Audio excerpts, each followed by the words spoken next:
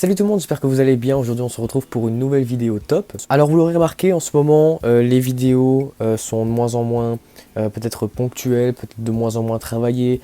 Je vous promets des trucs que je vous sors mais beaucoup plus tard que ce que j'avais prévu, etc., etc. Vous inquiétez pas, aucune vidéo n'a été annulée. Je vous avais promis notamment une filmographie de réalisateur sur Wes Anderson.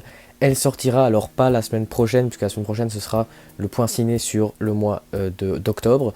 Mais après, normalement, elle sortira. Et la semaine d'encore après, ce sera une histoire de saga. Je ne sais pas encore laquelle. D'ailleurs, n'hésitez pas à me mettre dans les commentaires si vous voulez me proposer une saga que je n'ai pas encore faite en histoire de saga.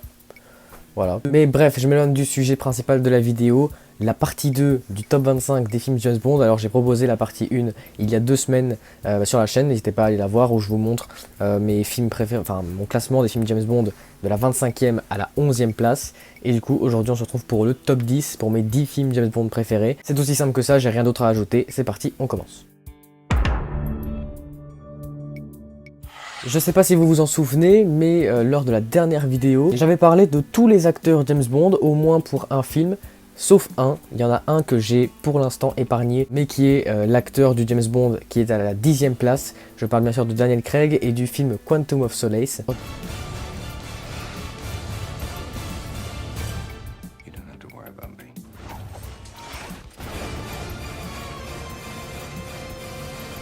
Quantum of Solace qui est le deuxième opus de la saga James Bond avec Daniel Craig. Daniel Craig qui avait commencé sa carrière de James Bond avec Casino Royale, relativement simple, où il n'y avait pas énormément de choses à retenir et à suivre et où du coup l'histoire était très agréable à suivre, on en reviendra après bien sûr.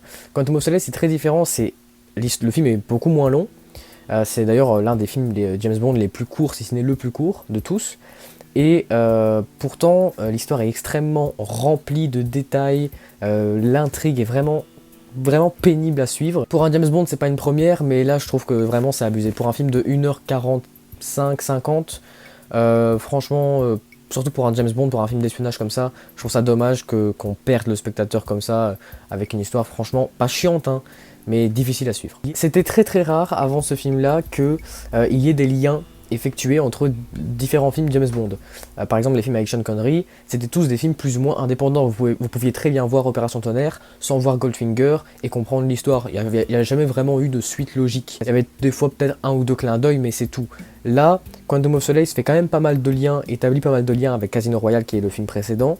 Et c'est cool, mais du coup, il y a vraiment un truc qui revient très souvent et qui reviendra malheureusement assez souvent aussi dans les prochain film de Daniel Craig, c'est Vesper Lynd, qui est un personnage de Casino Royale et dont James Bond parle tout le temps et il en devient vraiment insupportable. Ça le décrédibilise, ce personnage n'apparaît évidemment pas du tout dans ce film, hein, vous savez pourquoi si vous avez vu Casino Royale, mais au moins il y a des liens établis avec le précédent film, ce qui est encore une fois très rare, voire inexistant à l'époque dans la saga. C'est enfin maintenant que le mot saga prend tout son sens, parce qu'avant c'était vraiment une série de films indépendants, voilà, des films... Oui, indépendant en fait, au final. Et là, on peut enfin parler d'une vraie saga, même si, honnêtement, vous pouvez, je pense, voir Quantum of Solace sans voir Casino Royale et comprendre l'histoire. Donc voilà, mais il y a quand même plus de liens établis. Mise en scène excellente de Mark Forster, une photographie super belle, honnêtement, assez chaude du début à la fin, contrairement à la plupart des autres films avec Daniel Craig, voire tous, où là c'est à chaque fois des filmographies beaucoup plus ternes, et beaucoup plus froide. Là c'est une filmographie une photographie plutôt assez originale par rapport à ce qu'on avait l'habitude de voir dans les James Bond. Les acteurs sont très bons. Daniel Craig qui avait fait l'unanimité dans Casino Royale, je pense refait l'unanimité ici. Voilà, très bon James Bond je trouve, très charismatique, rien à dire. Olga Kurylenko, bonne actrice aussi. Mathieu Amalric, un acteur français, c'est pas forcément le rôle qu'on va retenir de sa carrière, mais franchement je trouve qu'il se débrouille quand même pas mal. Bref, pour moi le moins bon film quand même de la saga de Daniel Craig, mais quand même un bon film, un très bon divertissement, un bon James Bond. Il fait partie du top 10, enfin de mon top 10, donc c'est quand même pas dégueu pour quand même une saga de 25 films, c'est quand même beaucoup. Mais bien sûr on peut beaucoup mieux faire. Notamment avec Roger Moore que j'ai vraiment défoncé dans la vidéo précédente. J'ai vraiment parlé de beaucoup de films de Roger Moore dans mon top, dans la première partie du top, ce qui est assez négatif puisque ça veut dire qu'il n'y a quasiment aucun film de Roger Moore qui se retrouve ici. Et du coup à la 9ème place, un film avec Roger Moore, je parle du film L'homme au pistolet d'or.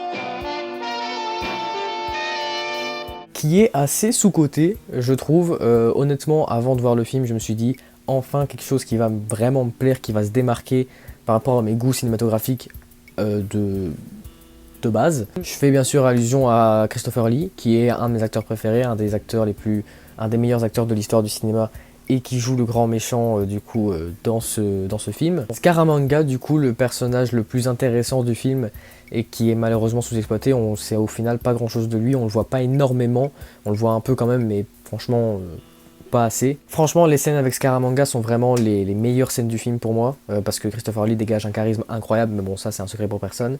Et je trouve c'est dommage qu'il n'y en ait pas plus. La mise en scène de Guy Hamilton ne propose rien, c'est obsolète, il y a vraiment plusieurs films James Bond qui étaient sortis avant et qui proposaient quelque chose de techniquement plus, je vais pas dire contemporain, mais de plus moderne et de moins oubliable. Après voilà, on n'avait jamais eu à l'époque un méchant aussi charismatique et aussi mémorable que Scaramanga, ça c'est indéniable.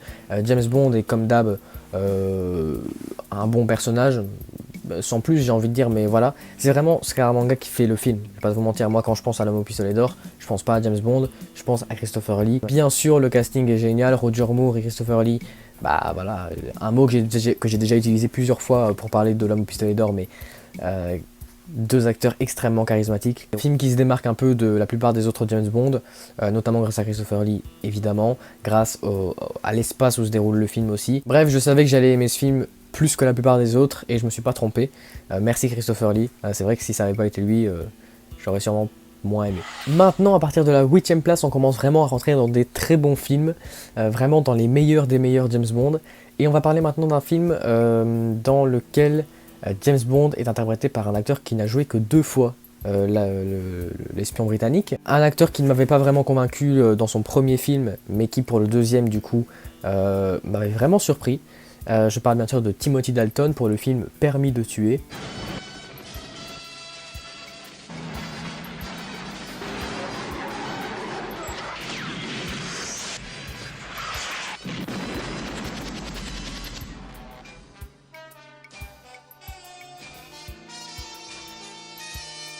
Franchement, j'ai trouvé ça dommage, après avoir vu le film, que Timothy Dalton n'ait pas continué sa carrière d'acteur en tant que James Bond. Pourquoi ? Parce que, franchement, dans Tuer n'est pas joué, je trouve qu'il manque de charisme, son jeu n'est pas très bon.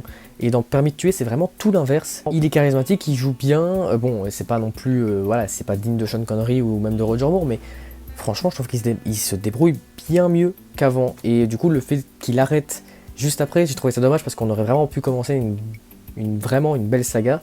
Et bon, après il y a eu Pierce Brosnan qui a fait une belle saga aussi, mais c'est quand même dommage. La plupart des personnages sont cool, marquants peut-être pas, mais en tout cas pas non plus catastrophiques. Les deux méchants, dont l'un est joué par Benicio del Toro, il y a aussi la nana, j'ai oublié son nom bien sûr, mais enfin bref, les personnages sont cool, et bien sûr James Bond joué par Timothy Dalton, qui franchement, que je préfère bien plus dans ce film là que dans le précédent. Film James Bond assez original, qui passe très vite, qui a un très bon rythme, qui ne souffre d'aucun temps mort, d'aucun... Enfin voilà, on s'ennuie pas, enfin moi perso je me suis pas du tout ennuyé. Voilà, James Bond n'a plus son permis de tuer qu'il avait dans les précédents films, dans tous les précédents films, donc là c'est quand même déjà une prise de risque, et je trouve que ça marche bien, parce que on n'a pas l'habitude de voir ça, c'est assez original, donc pourquoi pas. Malheureusement, le côté cliché de la saga reprend un peu le dessus dans certaines scènes, et même pas forcément cliché de la saga, les clichés du cinéma d'action, du cinéma d'espionnage. Voilà, James Bond doit affronter des barons de la drogue mexicains, ou en tout cas sud-américains, qui ont une voix grave, Benicio del Toro quoi. Évidemment le nombre de meufs qui couchent avec James Bond dans le film, c'est incalculable. Et plein d'autres trucs comme ça qui sont pas gênants, mais avec un peu de recul tu te dis... Mais à part ça, honnêtement, très bon film, l'un des meilleurs James Bond, ce qui n'est pas rien, enfin en tout cas pour ma part bien sûr. Et voilà, encore une fois dégoûté que Timothy Dalton n'ait pas continué sa carrière après, enfin sa carrière en tant que James Bond, parce que franchement il y avait vraiment quelque chose d'intéressant à faire. À la 7ème place, on va parler maintenant d'un gros morceau, d'un des films James Bond les plus cultes de tous les temps. Pourquoi ? Parce que c'est le deuxième film James Bond à être sorti en salle, donc après James Bond contre Dr. No, et c'est vraiment l'un des James Bond les plus connus. Je parle bien sûr de Bon baiser de Russie.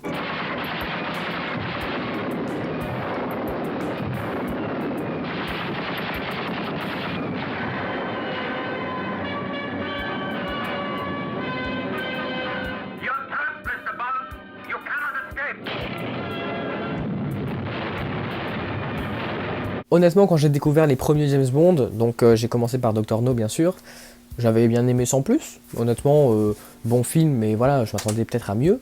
Et après, j'ai enchaîné avec Bon baiser de Russie, et là, je me suis dit, ok, ça, c'est du James Bond. C'est un film plus intéressant, je trouve, que Dr. No, parce que Dr. No, c'est sympa et tout, c'est sorti en 62, donc forcément, à l'époque, c'était pas évident de faire des films plus longs ou plus fournis.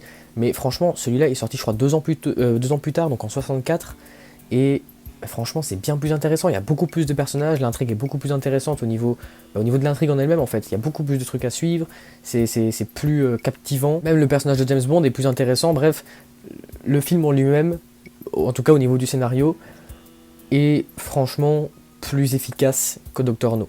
Mais bon, ça, je pense que c'est un secret pour personne. Les scènes d'action sont mieux faites, il y a plus de budget peut-être qui a été mis, ou en tout cas au niveau des endroits explorés, enfin voilà, je pense que les acteurs ont plus voyagé dans Bon baiser de Russie que dans Dr. No, parce que dans Dr. No, ça se déroule vraiment dans un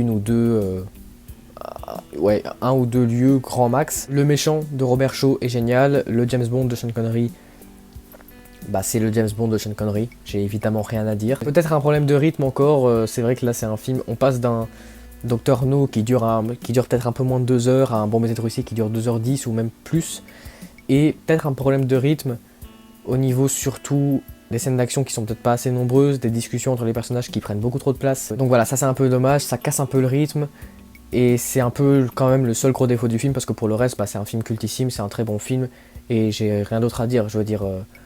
c'est un des meilleurs James Bond, évidemment, c'est un des plus cultes, il le mérite, et pourtant c'est le 2e seulement film James Bond sur 25, et pourtant il est encore, en tout cas dans le cœur de beaucoup de gens, dont le mien, l'un des meilleurs, et ça c'est quand même pareil. On fait un immense bond dans le temps pour la 6e place, et là on va parler d'un film que j'ai découvert du coup très récemment, comme tout le monde, le 25e film James Bond qui est sorti au cinéma il y a quelques semaines. Je parle bien sûr de Mourir peut attendre.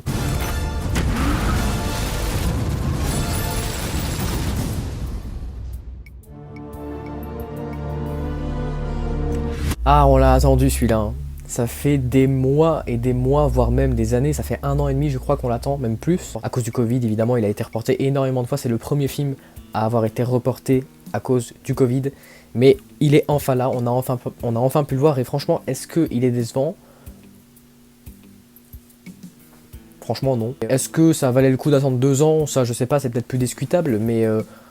franchement, c'est un très bon film, j'ai trouvé. C'est peut-être le James Bond le plus blockbuster que vous verrez, le moins James Bond que vous verrez.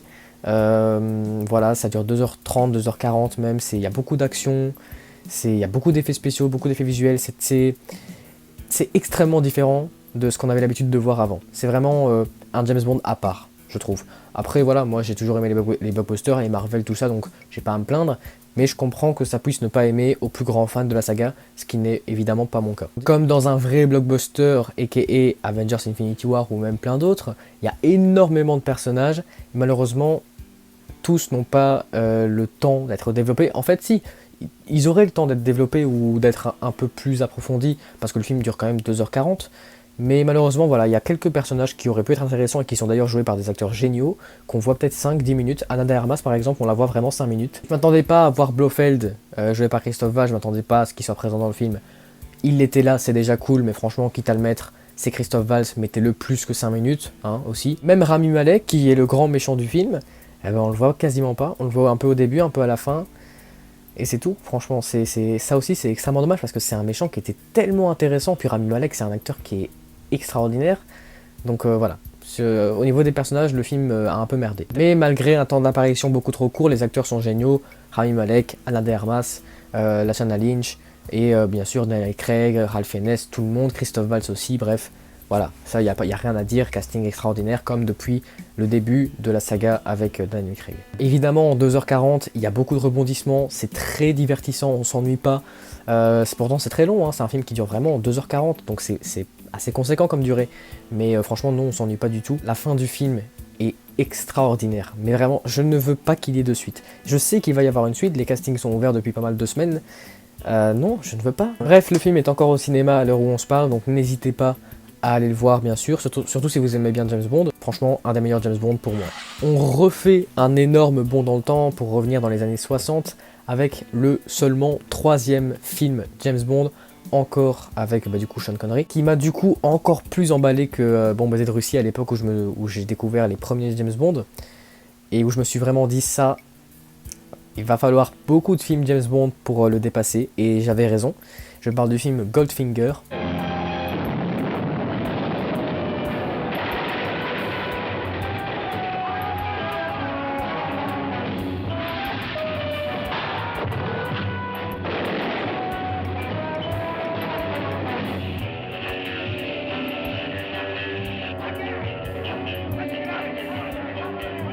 Sean Connery et Gert Freub sont juste excellents. Dans le rôle, c'est incroyable. Bon, Sean Connery, évidemment, on ne le présente plus et c'est normal qu'il soit bon. Il a toujours été bon en James Bond et dans les autres films. Gert Freub, franchement, très bon méchant, très charismatique. Malheureusement, il y a Honor Blackman qui est vraiment pas ouf, on va pas se mentir. Malheureusement, mais les autres acteurs sont très bons. Les 2 premiers films avaient été réalisés par Terence Young, contre qui je n'ai absolument rien. La mise en scène des 2 films était franchement respectable, surtout pour l'époque. Et ici, c'est Guy Hamilton qui réalise le film, et j'ai été séduit par sa mise en scène. Bon, malheureusement, après, il a fait d'autres films James Bond qui étaient beaucoup moins convaincants à ce niveau-là, mais franchement, pour Goldfinger, il n'y a vraiment rien à dire. C'est une réalisation plus ambitieuse, plus inventive que Terence Young, et ça fait plaisir à voir. Il y a une scène qui me vient en tête quand je pense à ce film, bien sûr, c'est la scène du golf qui dure vraiment longtemps et qui est vraiment géniale. Cette scène est la preuve vivante que, en fait, tout le film est très bien rythmé, on s'ennuie pas du tout, même s'il y a des scènes plus lentes que d'autres. Et franchement, c'est l'histoire la plus captivante des 3 premières. Si on enlève les combats rapprochés, il y en a beaucoup dans le film, il y en a peut-être 1 ou 2 dans les 2 premiers films, mais franchement, ils n'avaient pas la tête à ça à cette époque-là. Par contre, dans Goldfinger, il y en a vraiment pas mal, et ils sont terriblement mal faits. Hyper mou, c'est dégueulasse, ça donne envie de gerber. J'avais presque envie de rire quand j'ai vu certains d'entre eux dans le film, enfin bref, faut arrêter avec ça. Mais après, c'est vraiment le seul truc que j'ai retiré au film. Pour le reste, c'est vraiment un excellent film, un excellent divertissement, l'un des meilleurs James Bond, le 5e du coup, pour moi, meilleur James Bond, et voilà, rien d'autre à dire. Malgré tous les films de Roger Moore que j'ai pu mettre très bas dans le classement, j'ai quand même mis un film de Roger Moore à la 4e place. Ce qui est quand même pas mal. Vous l'aurez peut-être deviné, je parle du film Rien que pour vos yeux.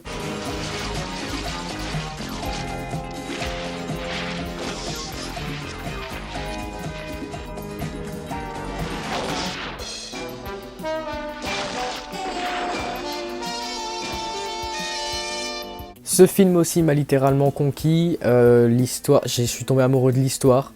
Voilà, j'ai été pris dedans dès le début jusqu'à la fin, franchement j'ai trouvé ça très bien rythmé encore une fois, captivant. Le film se déroule dans pas mal d'endroits, pas à la fois, mais voilà, il y a du ski, il y a de la ville, etc. Il y a pas mal de trucs, et c'est cool, il y a beaucoup quand même de scènes au ski, et il n'y en avait pas eu beaucoup avant dans les James Bond, peut-être dans Au service secret de Sa Majesté qui est pas bon, enfin pour moi qui est pas bon. Il y a même quelques twists, etc.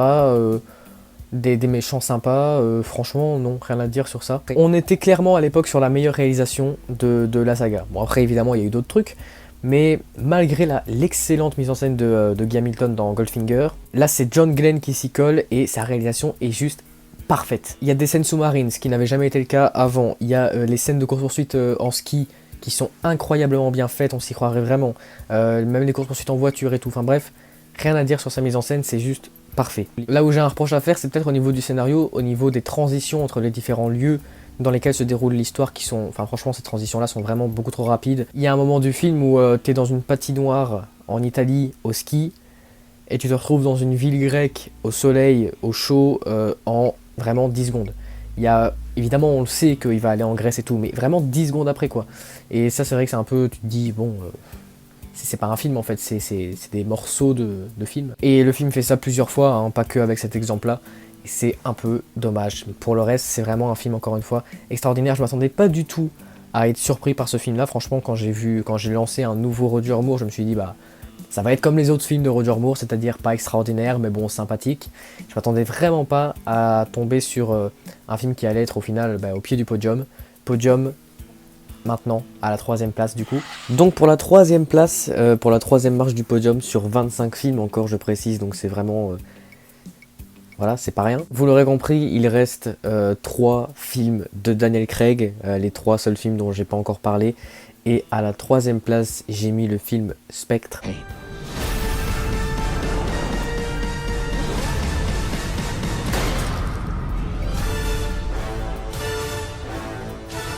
Le 4e opus de la saga James Bond avec Daniel Craig, l'avant-dernier film James Bond qui est sorti en 2015, qui nous propose des personnages absolument catastrophiques. On a droit à un nouveau personnage joué par Léa Seydoux, qui est une actrice française qui n'est pas bonne, enfin c'est pas une bonne actrice je trouve. Son personnage n'est absolument pas intéressant, absolument pas charismatique. Andrew Scott, Dave Bautista, Monica Bellucci, tu sais pas ce qu'ils font là.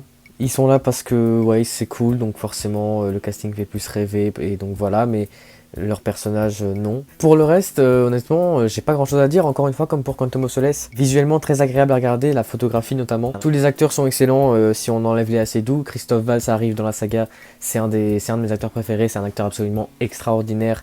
Voilà, il est incroyable ce mec, et dans Spectre également, bien sûr. Il joue d'ailleurs le méchant James Bond le plus culte, peut-être si t'enlèves le chiffre, Ernst Travo Blofeld, qui est le méchant le plus récurrent de la saga, qui est là depuis je crois depuis Bombardier de Russie. Ouais. Blofeld qui a été joué par pas mal d'acteurs, qui a été remodelé plusieurs fois, et là il est à nouveau réadapté. Cette fois il est joué par Christophe Waltz. Le Spectre, l'organisation du Spectre est également réadaptée. Il y a plusieurs choses qui changent par rapport aux anciens films. M n'est plus une femme, c'est un homme maintenant, c'est Ralph Fiennes qui remplace Judi Dench. Bref, Spectre apporte clairement un énorme vent de fraîcheur à la saga, qui en avait pas mal besoin, même si c'est vrai que l'arrivée de Daniel Craig avait déjà suffi à faire ça. Donc voilà, pour moi un excellent film, un excellent divertissement, 3e meilleur James Bond. Voilà, Daniel Craig encore une fois extraordinaire, et il est également extraordinaire dans le film que j'ai mis à la 2e place, à savoir Casino Royale.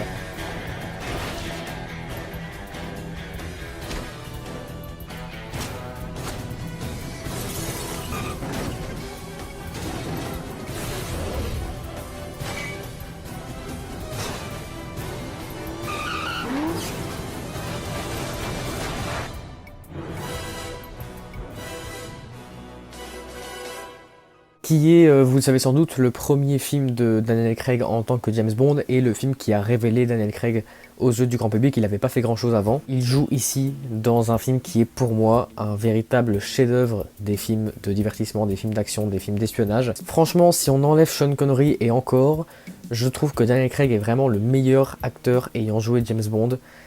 Pourtant voilà, il lui ressemble pas spécialement. C'était un choix qui a rendu les gens assez sceptiques à la base, et au final, putain, le charisme, le jeu d'acteur y est, tout, c'est vraiment un James Bond qui est excellent, il surpasse tout le monde. D'ailleurs, il n'y a pas que lui qui est très bon dans le film, tout le casting. Mads Mikkelsen, c'est un acteur qui est extraordinaire, lui aussi extrêmement charismatique, et il joue un méchant mémorable, le chiffre, enfin, voilà, tout le monde connaît, je pense. Eva Green, que j'adore, qui est une des meilleures actrices au monde, une des meilleures actrices françaises de l'histoire, qui joue ici Vesper Lynd, qui elle aussi est un personnage assez mémorable. Et bon, forcément, on parle d'elle dans toute la saga de Daniel Craig, donc forcément qu'on se souvient d'elle, mais quand même, rien que dans Casino Royale, moi je trouve que c'est un personnage qui est assez mémorable. Martin Campbell, qui avait déjà travaillé chez James Bond, notamment dans GoldenEye, juste dans GoldenEye je crois, et qui ici réalise Casino Royale. Il fait un travail extraordinaire. Pas mal d'idées assez cool au niveau de sa mise en scène, notamment la première scène qui est en noir et blanc et qui est un peu une sorte d'hommage rendu au premier James Bond, même pas forcément au premier James Bond, au premier film. Ce qui est dingue, c'est qu'on est quand même sur le film le plus long, enfin à ce moment-là on était sur le film le plus long de la saga. Il se déroule en énorme partie, quasiment la moitié du film se déroule dans un casino, et pourtant avec tous les autres films qu'il y a eu, qui eux duraient peut-être un peu moins longtemps et qui se déroulaient dans beaucoup d'endroits à la fois, qui se voulaient bien rythmés et tout, bien ce film-là, il est bien mieux que les autres, alors qu'il se déroule presque uniquement dans un casino, et il est plus long. C'est ça que je trouve dingue. Comme quoi, les scènes sont juste plus efficaces, même si elles sont plus simples. Comme je l'ai dit tout à l'heure en début de vidéo, Casino Royale est un film assez simple, on va pas se mentir, qui cherche pas à perdre le spectateur avec des histoires et trop détaillées et tout. Là, c'est une histoire simple, qui est simple à suivre, qui est agréable à suivre et qui est palpitante du début à la fin. Je pense que malgré tous les changements qu'il y a eu d'acteurs pour James Bond, Je pense que la MGM s'est dit qu'à la fin, bah, même s'ils changeaient l'acteur à chaque fois, c'était toujours les mêmes thématiques qui revenaient, c'était toujours les mêmes styles de films qui revenaient. Et je pense qu'ils se sont dit qu'à un moment donné, il fallait peut-être, en changeant d'acteur, apporter une sorte de vent de fraîcheur à la saga, et je pense que c'est ce qu'ils ont parfaitement fait avec Casino Royale. C'est pour cette raison que j'aime énormément la saga de Daniel Craig, vous l'aurez remarqué, c'est parce qu'elle se démarque complètement des précédents films, de toutes les autres sagas qu'il y a eu, que ce soit avec Sean Connery, avec Roger Moore, avec Timothy Dalton, etc. Où là, même si ce ne sont pas les mêmes acteurs, ce sont des films qui se ressemblent plus ou moins, et les films avec Daniel Craig, pas du tout. Donc voilà, rien que pour ça, c'est génial. Donc non, pour moi, c'est un film extraordinaire, un divertissement de dingue, palpitant encore une fois du début à la fin, de la première à la dernière seconde, des personnages hauts en couleur, des acteurs incroyables, un vent de fraîcheur apporté à la saga. Bref, s'il n'y avait pas le film d'après, évidemment qu'il serait numéro 1. Mais bon, Daniel Craig a réussi à faire encore mieux, décidément. Bien sûr, en première place, j'ai mis le film Skyfall.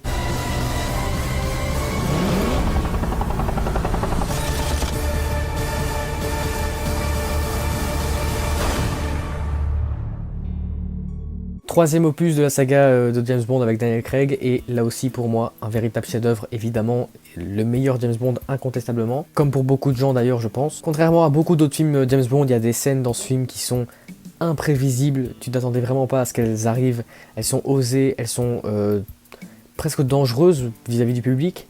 Et elles en deviennent vraiment marquantes. C'est notamment le cas de la première scène, la scène juste avant le générique, bah ouais, la toute première scène du film quoi. Pas mal de scènes avec Silva, donc qui est le grand méchant du film. La fin aussi contient quelques scènes assez mémorables. Film qui, comme la plupart des films avec Daniel Craig, lui aussi apporte une sorte de vent de fraîcheur à la saga, en tout cas l'a fait évoluer, tout en faisant des clins d'œil aux films d'avant, en réadaptant certains personnages qu'on voyait dans les films d'avant et qu'on n'avait pas vu ni dans Casino Royale ni dans Quantum of Solace. Donc Moneypenny par exemple qui est joué par Naomi Harris et Q qui est joué par je ne sais plus qui. On avait déjà Daniel Craig et Judi Dench qui sont absolument extraordinaires comme acteurs bien sûr. Et se sont rajoutés Ralph Fiennes, quand même, Javier Bardem, voilà, Naomi Harris aussi qui est une très bonne actrice, bref, encore une fois un casting de rêve. Et j'ai pas peur de le dire, pour moi, Raúl Silva qui est joué par Javier Bardem qui est le méchant du film, est vraiment pour moi le meilleur méchant James Bond de l'histoire. Il y en a eu beaucoup qui ont été extraordinaires, Scaramanga, Blofeld, voilà, le chiffre, Goldfinger et tout. Et il y en a eu des cultes et tout, il y a eu Dr No, etc. Bref, mais non.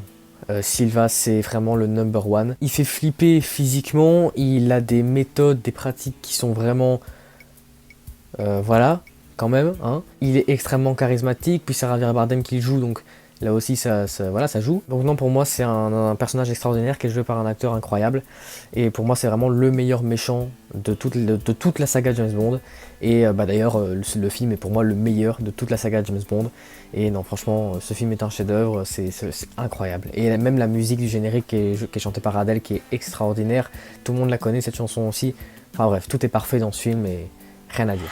Donc voilà les gars, c'est déjà la fin de cette vidéo, j'espère qu'elle vous aura plu. Si c'est le cas, n'hésitez pas à mettre un pouce en l'air, à vous abonner à la chaîne, bref vous connaissez la chanson. N'hésitez pas à me mettre dans les commentaires votre top 10 des films de la saga James Bond. On se retrouve la semaine prochaine pour le point ciné numéro 4 sur le mois d'octobre. D'ici là, je vous dis à très bientôt. Salut!